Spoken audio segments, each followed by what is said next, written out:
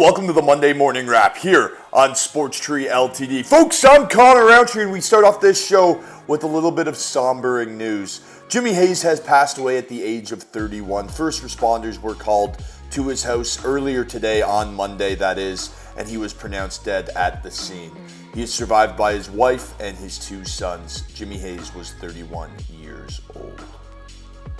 Getting into our weekend wrap-up now, starting things out on the PGA Tour. The Northern Trust, which was supposed to wrap up on Sunday, has been delayed into today, being Monday. That's all thanks to Tropical Storm Henri. In the UFC, Jared Cannonier defeated Kelvin Gastelum, cementing himself as a middleweight contender via unanimous decision on Saturday night. In some NFL action on Sunday, the Cleveland Browns beat the New York Giants 17-13, and the San Francisco Niners downed the LA Chargers 15-10. Trey Lance threw a couple TDs for the Niners in that one, and the kid looks legit. Some news from the CFL now. A reported outbreak in the Edmonton Elks camp has delayed their game against the Argonauts for Thursday night. More news to come. Stay tuned on Sports Tree. In the world of boxing, Manny Pacquiao took a big L on Saturday night, and that begs the question, should the legend hang up the gloves? Is it time for him to call it a career? I think so. Getting into our Women's World Hockey Championship update now. On Sunday, the Czechs beat the Hungarians 4-2 to remain undefeated and sit atop Group B. In Group A action, Canada outshot the ROC 62-7 en route to a 5-1 victory. And the Americans kept pace with the Canadians, beating the Finns 3-0 on Sunday. And folks, that leads us into our bump and stump of the week. Our bump of the week has to go to Hillary Knight. She earns our bump of the week by scoring her 44th World Championship goal against Finland on Sunday. That ties Cami Granato for the most goals in World Championship history. Here's what Knight had to say. I didn't even know. That's why everyone's saying congrats. Man, Cami is a hero to all of us, an icon for our sport.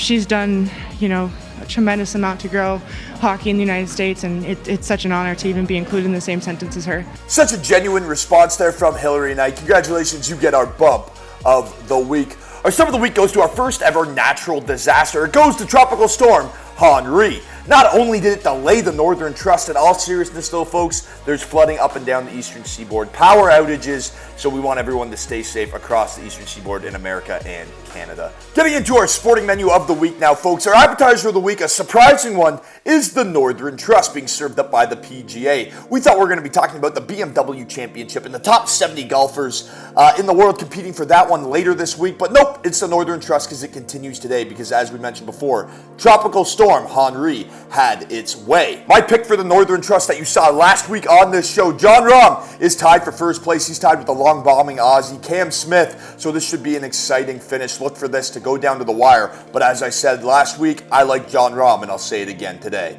Take the Spaniard in Jon Rahm.